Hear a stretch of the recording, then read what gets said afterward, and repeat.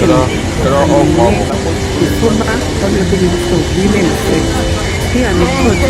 My Naija pipo don bring ogbonge bishop news story. My name na Nehi. Make a sharply yarn on some tori wey be say e just happen.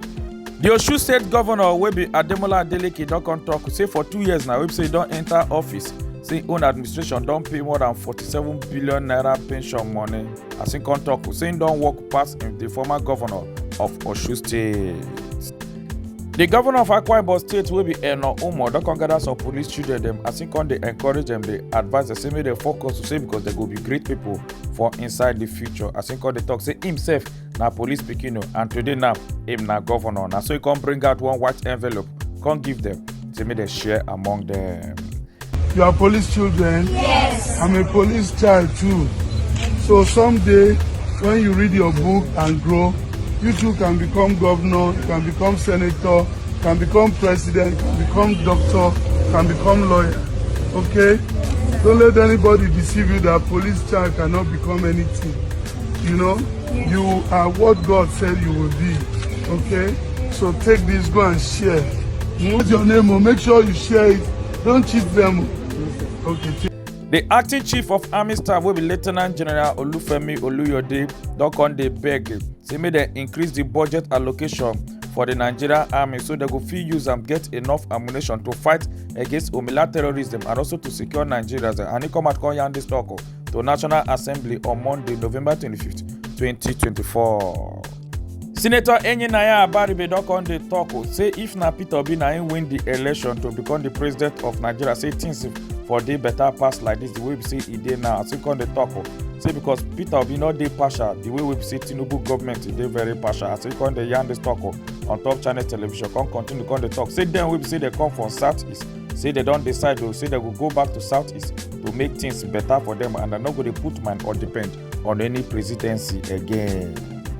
If Peter Obi had won, you probably would have seen a better Nigeria than what we are seeing today. Number one, he will not be as nepotistic as this government. He won't. It's not in him. That is just who we are. We feel for the other people. So you think the Tinubu government is highly nepotistic? I say so. I don't think so. I'm seeing it and we see it every day. And I've just given you one example. How can Ogun State have 4 ministers? Well, Tinubu is not from Ogun State. That is the point. So why does he favor Ogun State? Look, Oyo State has only 1 minister. Let us go back to the southeast and revamp the southeast and make it more livable, better, more cohesive, and hold ourselves together.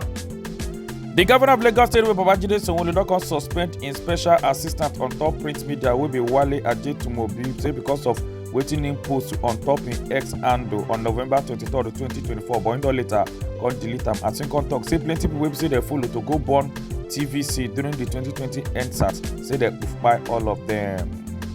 The Nigerian National Petroleum Corporation wey be NNPC don come confirm say the Port Harcourt refinery don dey work and e don dey produce oil wey make plenty trucks dem come go dey load fuel for inside the refinery. But Nigerians don come dey wait if this one go make fuel price dey reduce well for inside Nigeria. And na on Tuesday, November 26, 2024, na NNPC come out come yarn this.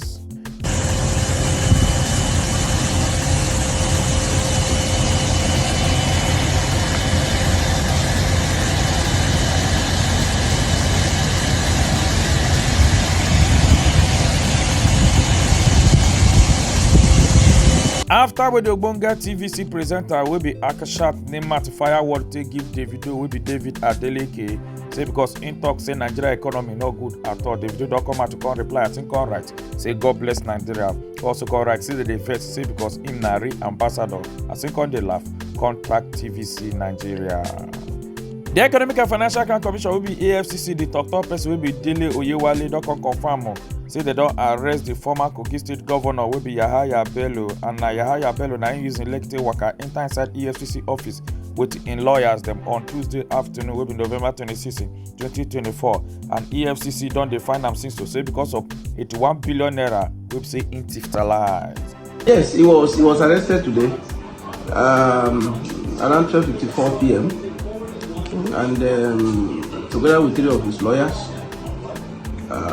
He's having a session with our investigators and is in our custody. The former Minister of Women Affairs will be Uju Kennedy Ohanenye will be barrister. Don't come show face for court as you come wear lawyer clothes. Come the talk saying can represent 5-year-old girl.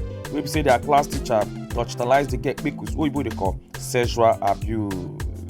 Mrs. Uju Kennedy Ohanenye, the former Honorable Minister of Women Affairs.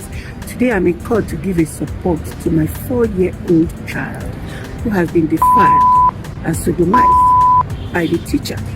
So I decided to come to court. She's been calling me, will you come and support me? The Monetary Policy Committee of Central Bank of Nigeria don't come raise interest rates by 25 basis points from 27.25% to 27.50%. And at the Central Bank of Nigeria governor will be Olayemi Kadoso. Now come out to call Yande Stock to give journalists them for on top the 28th Monetary Policy Committee meeting where they do for inside Abuja on Tuesday, November 26, 2024. They don't rush about 30 people that take go hospital after they receive free medical treatment for inside Abaribe or Yafia local government area of Abia State. And at the drugs they will say they take where they give them free treatment now react for their body. We made them rush over 30 of them take go hospital. Kada off mabo.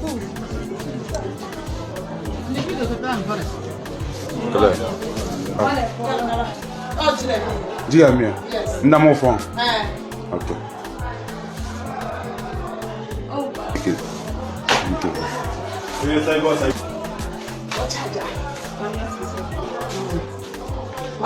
John Tenniswood wey dey born for inside Liverpool, England on 26th of August 1912 will be the world oldest man for inside the whole world. End up hospitalized at the age of 112 years. Yes, now Bishop News O'Clock. My name is Nanehi. Make una enjoy your day.